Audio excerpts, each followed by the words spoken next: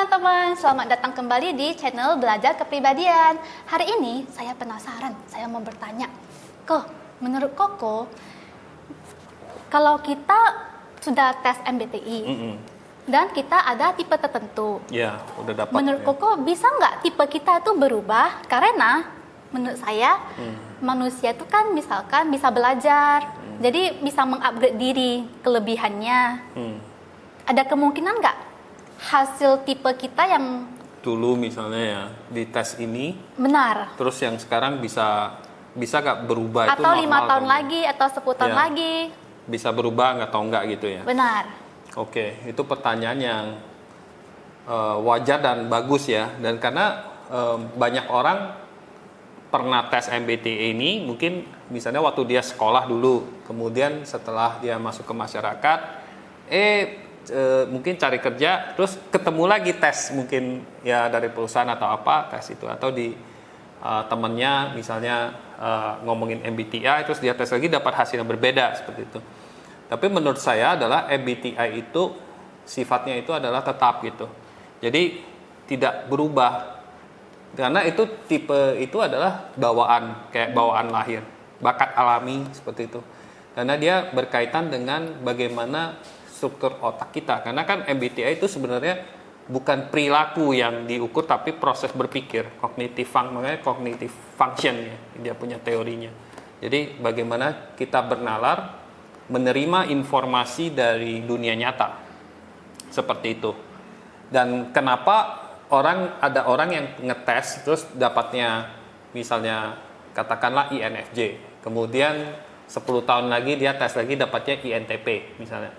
Ya, itu sebenarnya tidak pas sebenarnya. Mistype. Atau kebalikannya, yang dulu justru dia tepat, terus yang dia tes lagi bisa mistype. Kenapa bisa mistype-nya? Karena banyak hal.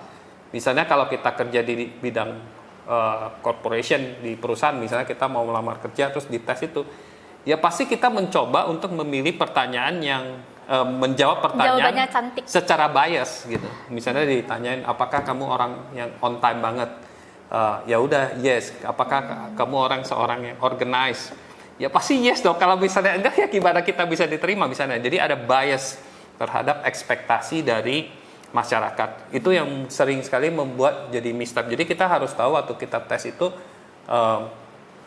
kita dalam keadaan tekanan atau enggak.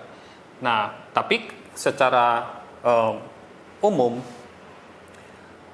kalau kita ketemu dengan tipe kita yang sebenarnya, itu tidak akan berubah. Meskipun perilaku kita mungkin bisa berubah perilakunya, tapi cognitive function yang kita punya tetap akan sama.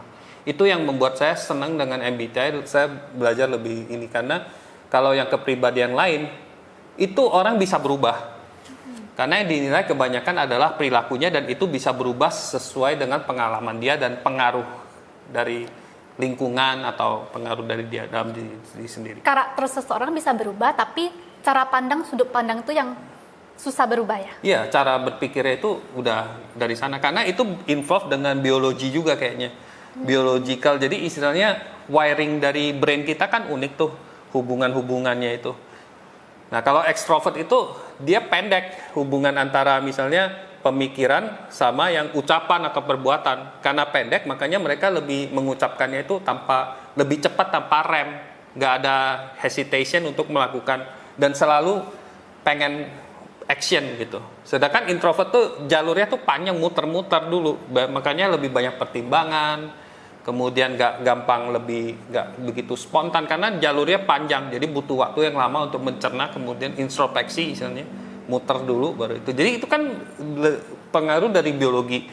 Dan kecuali kita mengalami suatu masalah yang berat dalam mental proses kita punya, mungkin misalnya kita accident, misalnya ada orang mungkin dia jatuh kecelakaan, terus wiringnya beda, jadi acak-adul. Wiringnya beda. Orangnya introvert, bisa jadi setelah dia sembuh dia jadi ekstrovert banget. Tapi itu kan kasus-kasus yang ekstrim ya. Kasus yang ekstrim. Tapi kalau misalnya orang-orang biasa, nah dia MBTI-nya akan tetap secara natural, dia akan lebih kuat di di MBTI dasarnya, tapi kalau dia mengembangkan fungsi-fungsi yang lain, misalnya kalau dia T, dia kembangin F, dia akan lebih menjadi lebih balance. Jadi kelihatannya, oh ini kok seperti berubah menjadi F ya, dulunya waktu SD tuh T, tapi bukan begitu. Yang pemikiran yang menurut saya, pemahaman saya tepat adalah dia tetap T, tapi dia mengembangkan fungsi F atau belajar fungsi F. Kadang-kadang orang nggak perlu merasa natural, dia bisa juga mengamati, oh orang-orang sekitar saya F, terus dia mimikri, dia meniru orang F.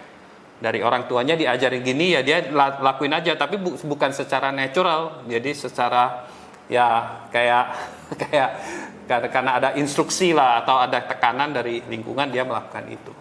Nah, tujuan kita untuk mengetahui yang tepat adalah ya supaya kita lebih paham diri dan pengembangan ke depan. Tuh. Baik.